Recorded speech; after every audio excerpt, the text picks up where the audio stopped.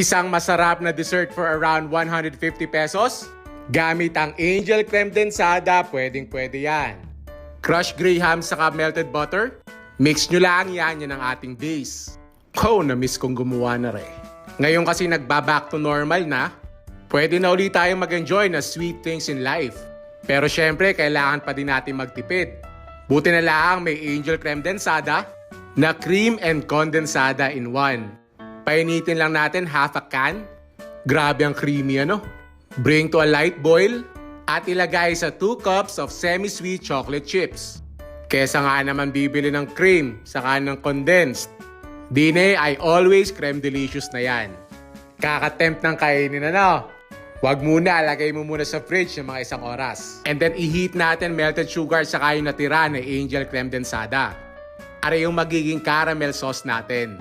O diba kahit nagtitipid tayo, special ang dessert natin. And look how creamy that is. Tapos drizzle generously. Ikaw na bahala kung gaano karami. At tara na ang ating no-bake Graham Fudge Bar.